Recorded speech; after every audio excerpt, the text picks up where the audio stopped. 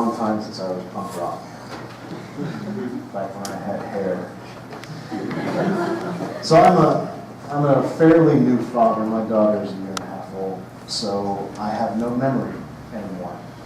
So that's why I have notes over here. I hope you'll forgive me. So how many people know that the Georgia Tech Library is going to be renewed and transformed? Show of hands. Okay. Well, now all of you know that the Georgia Tech Library is going to be renewed and transformed.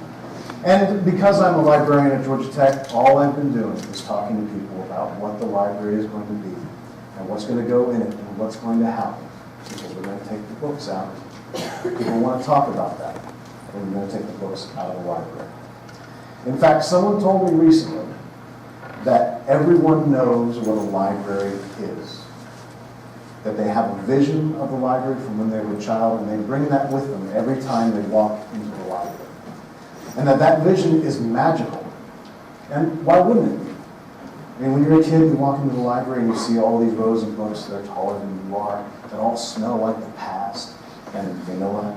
Kind of like your grandfather's coat. Written by people that you'll never meet, who can still speak to you intimately. Doing that trick that Stephen King thinks we should call telepathy, or words on paper. Create thoughts in your head.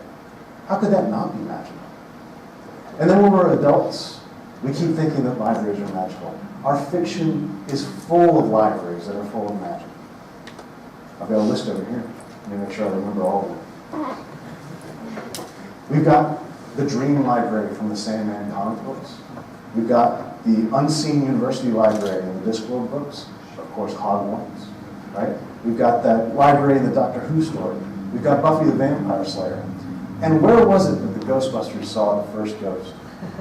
In the New York Public Library. So, the library is this magical thing. It's an extraordinary agreement between the past and the present.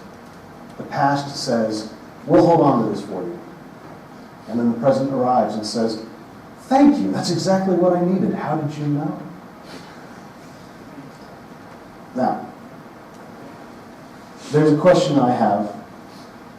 Do you feel that magical library feeling when you click on a link that's probably in a Google results page that brings up a digital file that only exists because a library begged, bought, or borrowed the access to that content? Or when you no longer have to check out books because you can buy whatever you want to read, or because you have 21 credit hours that you're working on and you don't have any time to read, is the library still important?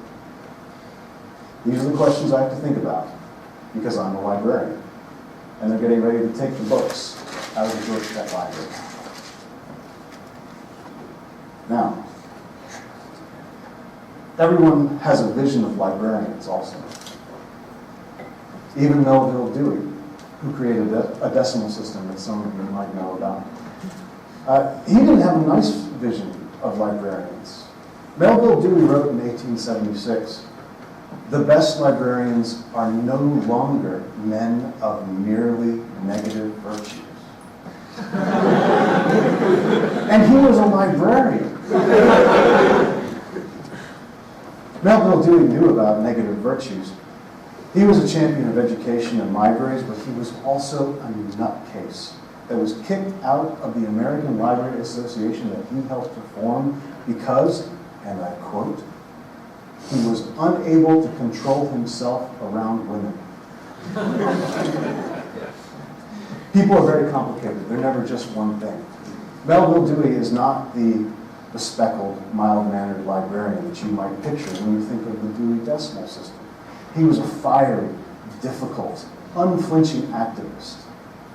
Right? He believed that libraries were part of the educational system.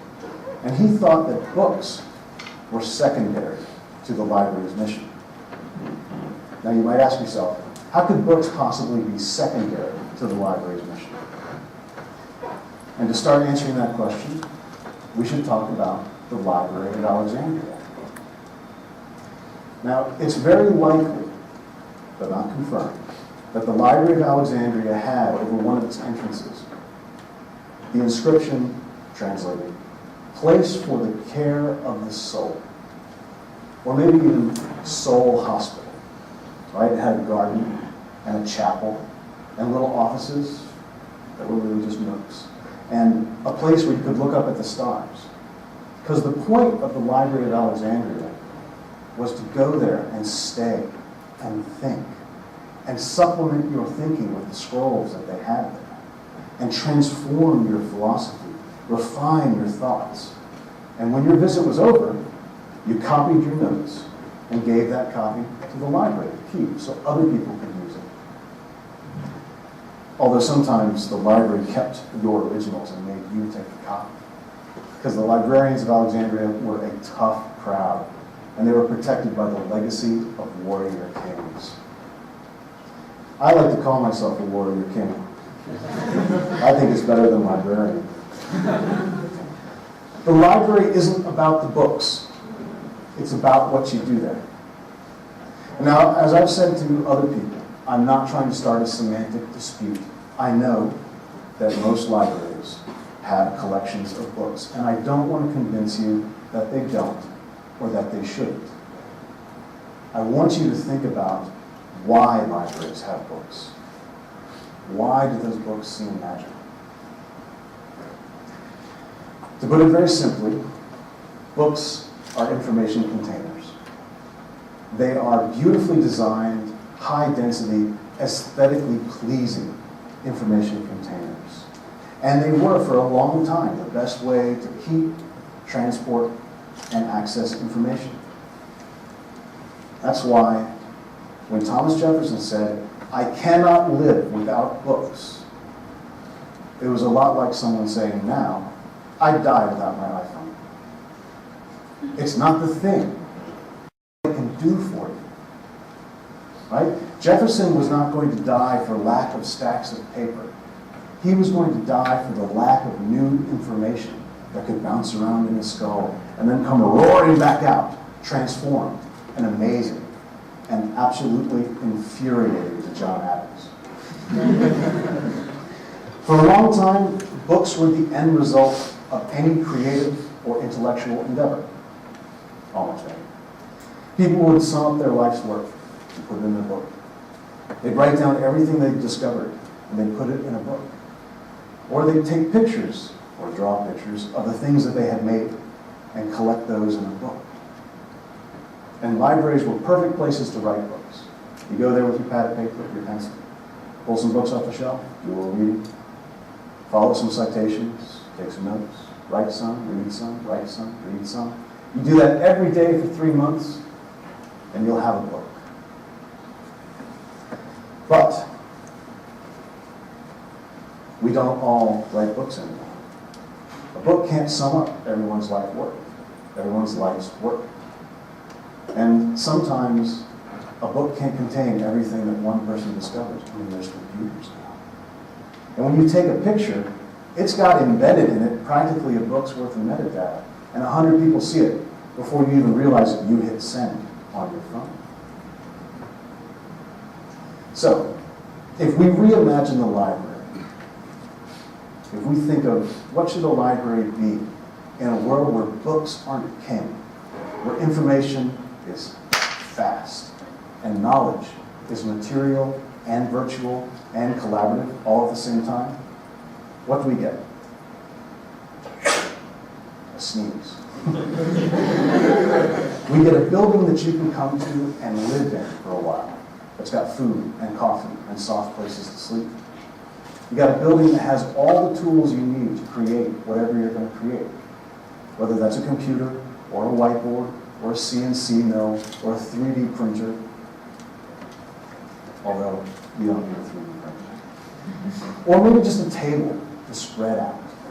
Right? It's got spaces for quiet contemplation and intense study and reflection and for socializing and for productive collaboration. It's got librarians who will come and help you find whatever you need at the moment you need it in the form that it comes in. And it's a place that you go to feel like you're going to work and to leave a record of what you've done. In short, it's the Library of Alexandria. with power outlets and coffee and no slaves. So, I really wish that my memory was better. The library is where you do intellectual and creative work, and it's where that work ends up. You do it alongside the resources you need, and you leave your work there. I'm going to say that again. The library is where your work ends up. When people say we stand on the shoulders of giants, those shoulders are made of the knowledge you find in the library. And now, you are making the knowledge that's going to go into those shoulders. And you're not writing books. You're designing airplanes and engines and portable toilets and Iron Man suits. And the library is going to scoop up all that stuff that you use to make those things. The papers, the plans, the prototypes, that maybe you use a 3D printer to make, okay, fine, 3D printers. Or even just pictures of whiteboards that you filled up in the middle of the night. And it's going to keep that so that when the future comes along, it'll say, thank you. That's exactly what I needed. How did you know? This library that you are creating the knowledge for, this library that you fill up, pretty soon, it's going to be just as magical as the library of your youth. Thank you.